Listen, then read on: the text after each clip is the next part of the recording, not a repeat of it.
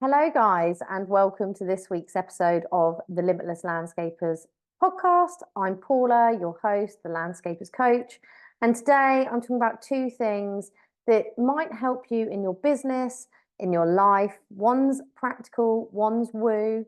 This is part one of a three-part series of the next 3 weeks of the podcast. So if this piques your interest, then let's go to the show. As the co-founders of the Landscaper Circle, we help you get more money, time and freedom to become limitless through our experiences as fellow landscapers and our tried and tested methods. If you want help with your marketing, managing or growing your business, you've definitely come to the right place. If you're a landscaper, garden designer or supplier to the industry, then hit subscribe so you never miss an episode. Now, let's get back to the show. Hello, guys, and welcome to this week's episode of the Limitless Landscapers podcast. I'm Paula. How are you doing today? It's starting to actually get warm. How can you believe it? We're in summer and the sun is out. It's a shock. We're not used to it, but hey ho, this is good news for landscaping, right? How are you guys all doing in your businesses? How's the inquiries coming? We are pretty steady, actually, steady with inquiries. Lots of people outstanding, still making decisions. And from what I've talked about with other people in the industry, this is the norm at the moment. People are taking much longer to make decisions. So really, all I've got to say on that is you've got to trust the process and you've got to keep on following up. Think of Wolf of Wall Street. Does he give up any time? If you haven't seen it, go see the film, read the book. But no, he carries on until they say yes or they die. Either way, a bit dramatic, but yes, I love that. So today I'm talking about two things. Now, I have been thinking a lot about the podcast and what to share with you guys because I want to make sure you're getting some value. I want to make sure that you're getting something that actually utilizing something that gets results. And I thought of a three-part really series of the podcast. So for the next 3 weeks. And I'm really going to be talking about two things in each podcast, trying to keep it quite succinct. I don't want you wasting or not wasting, that's a bad word, but spending hours listening to podcasts. I quite like listening to a podcast that's about 15, 20 minutes long max. It tends to coincide with how long I spend doing cardio or steps during the day. So it works out quite well. So I'm trying to keep them short, succinct, precise, to the point, and essentially making sure you get some value from it too. So this three-part series, so over the next 3 weeks, I'm going to be talking about 2 items per podcast. And one thing is going to be a very practical thing you can do in your business. And the second thing is going to be a little bit woo. Now, not woo enough that you're going to say, no way, absolutely not, Paul, I'm not listening, I'm turning you off now. Just a little bit, probably out of your comfort zone, maybe something you haven't thought of before or something that you've never done before. Open your mind, listen in, and this is kind of part 1 of 3. Now, the 2 things I want to share with you today, the practical one is about the importance of planning. Now, before you say, oh, I'm bored of planning, it's something that I've just started doing recently. It's something that I got from listening to another podcast, and it's actually really helping me focus. Now, you know that what you focus on grows, and if you've got no focus, you can end up just pretty much coasting through. And that's when you probably feel a bit more overwhelmed, you feel out of control, and you feel like you're not actually getting anywhere towards the goals. So you've got your overarching goals for yourself and your business. We've talked about that multiple times this year. It's about thinking about where you want the business to be, where you want to be, what your dream list is to be, what your dream life is, what your bucket lists are. It's essentially having your overarching goals and then the steps to get you there. The first thing I want to talk about, the practical thing, is about planning every single minute of every day. Now, it sounds ridiculous, but every evening I plan the following day. Now, it's something I've just started doing really religiously over the last couple of weeks. And if I can tell you what the results are, that it has made me extremely focused. I have achieved more in the last 2 weeks than I have in the last 2 months because I've been really strict with myself. It's also meant that I have had to be really realistic with what I can achieve in the timeframes I set myself. Something that I used to fall into the trap of before was I would say in an hour I could do 17 different things. That's never going to happen. Or I'd be really vague and just put 9 till 3. What am I going to work on? Because if you're not specific, you can sit here thinking about what should I do and not actually get on with a task. So what I've really started to do, and all I do is I jot it down in, I have one of these next to me, just a really boring, cheap, two for £3, A4 pad. And essentially I map out my day. So I look at my diary, because I do have a diary that runs alongside this with all my appointments and stuff in. And what I do is I map out the day ahead. Actually, yesterday I mapped out the entire week because I had some time, Mike's working away. I had some time to sit there and literally map out my entire week this week to make sure I could be really focused.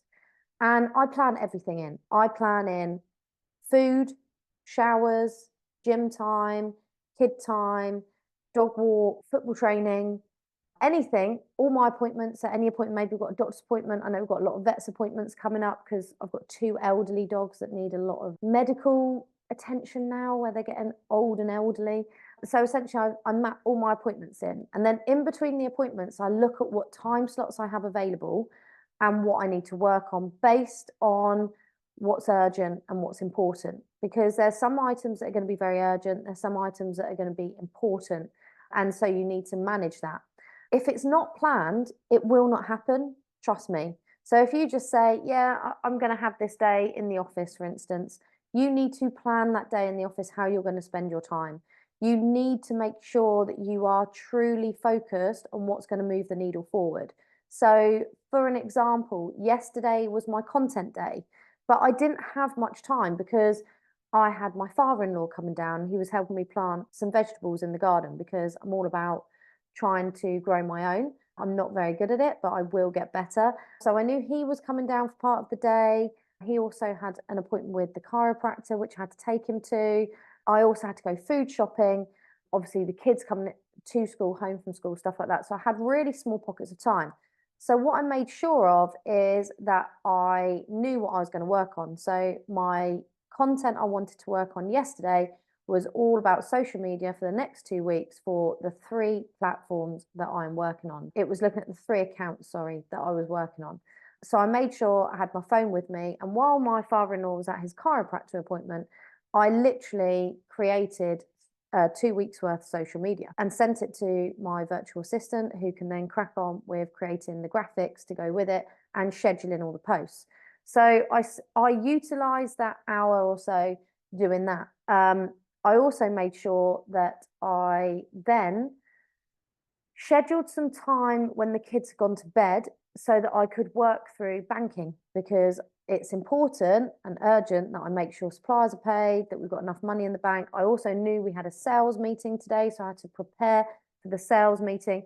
So it was literally just finding small pockets of time where I could map out the sales meeting, where I could pull off figures, where I could look at the bank, and manage any payments that needed to be done.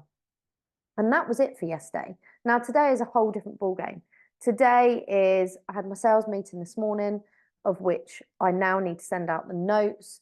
I've got podcast recording today that I wanted to do, so that gets done. And then I'm going to look at sales forecasting and cash flow. And that is because I need to make sure that we are running in the right direction.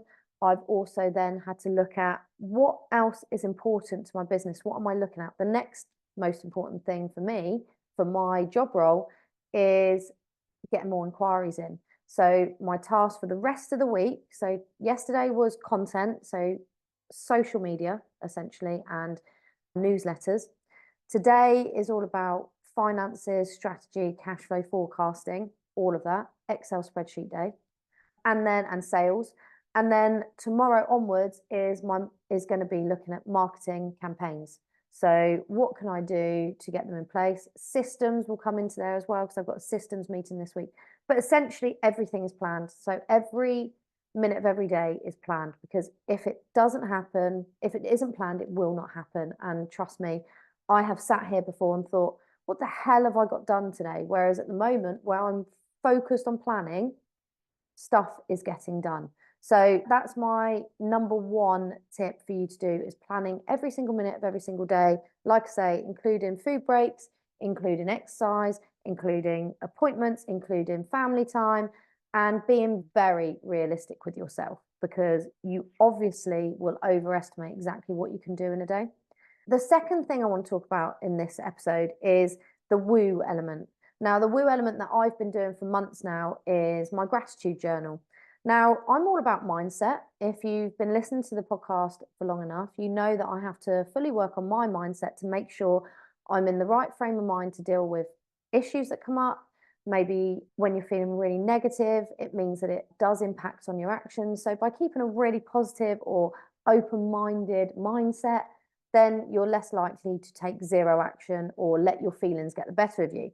So one of these things that I do is a gratitude journal. So I do it every evening. Now you can do it any time of any day. You can even carry it around with you if you wanted and do it as you see things that you're grateful for.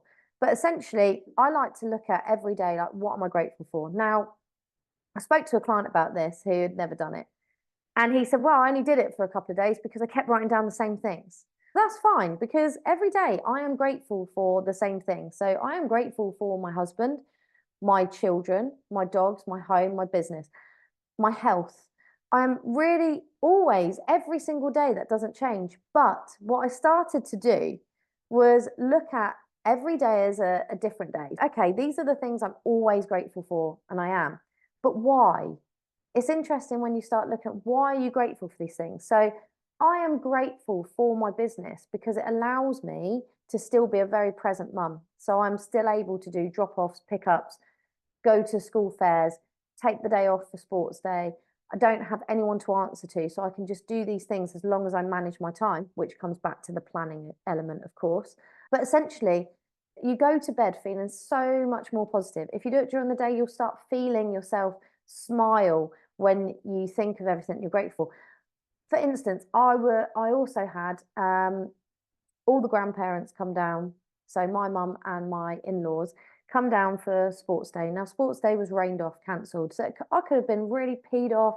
They could have been upset, gone home, but no. We all then spent the day together. Now, it was quite a funny day because I took the in-laws shopping with me. So they came shopping. I got my father-in-law's Father's Day present. We had a laugh going in my new little car that's meant for an 18-year-old, not a 41-year-old. But it's literally had a really funny day because how often do you actually spend time with people? So that day, I wouldn't have spent much time with them. We would have been watching the sports day. We would have just been fully immersed in where are the children at? How are they doing? But I actually got to spend some proper time with them. And you never know how long they're going to be here for. My father-in-law's in his 80s, well, hitting 80 this year. You don't know how long you've got them for, and yet we take them very much for granted. So that day, when I came to my gratitude journal, I was truly grateful that I got to spend some quality time with them. We had an absolute laugh, and it was just nice. It was just nice to be able to spend that time happy with people you love. And at the end of the day, they then stayed to look after the children so I could go to the gym because Mike's working away at this point. And it was just, I was just truly grateful to have them in my life. And sometimes you don't think about that. Truly grateful, like I'm looking out in my garden now and there's actually like a little bird pecking away at the tree. It's such a lovely occurrence that we get to have gardens, we get to breathe, we get to be alive, we get to enjoy the sunshine when it comes. I'm truly grateful for my home that we've created. It's just wonderful to be in. All of these things we take for granted on a day-to-day basis. And it's only by sitting down every evening, thinking about the day that I've had and finding things to be grateful of, even if it's been a really crappy day, I bet you can find things to be grateful for. It might just be that you are grateful that you are healthy because everyone else around you is currently ill all the time. You're grateful that your business is making money for you to be able to live the life you want to live. But it's all about thinking of those days, thinking of what you're getting from that, because ultimately how you are and the energy you project is what you attract. So if you're going to bed every evening depressed, miserable, moody, angry, negative, you're going to attract more of that into your life. So I say, why not give it a go? try doing the gratitude journal challenge. I'm going to call it a challenge where you basically just write down. I've got a small notebook by the side of my bed, and I just write down every day what I'm grateful for that day and why was I grateful for that? Why was I grateful that I've got my business. It allowed me to go to school sports day. Why was I grateful for my husband? Actually, he made me a cup of coffee in bed that morning because he's kind and nice. Any things like that. And it can just be small things, it can be big things, but it starts to change your perspective. It starts to make you feel more positive about life.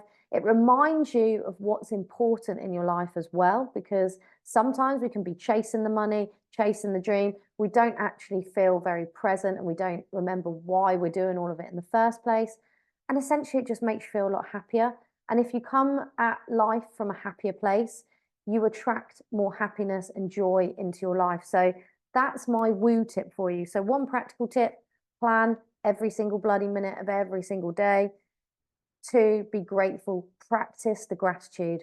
Don't just say, yeah, I am grateful. Say it, write it down, take time to think about it. It's only a few minutes a day, but it will change your perspective. It will start changing your energy and essentially start attracting more good into your life. So that's it for this episode. As I said, I'm going to keep it short and sweet. And next week, I'll be talking about 2 more elements and the week after that as well. So stay tuned to the Limitless Landscapes podcast. Hit subscribe so you don't miss an episode. Leave me an email or drop me a DM with any questions or anything, any other things you want me to talk about on the podcast. And if you can, if you've got time, please leave me a review because it does help me get found by other people that might need a little bit of inspiration in their life. That's me, Paula, the Landscapers Coach. This is the Limitless Landscapers podcast, and I will see you on another episode next week for part 2 of 3. I'll see you then.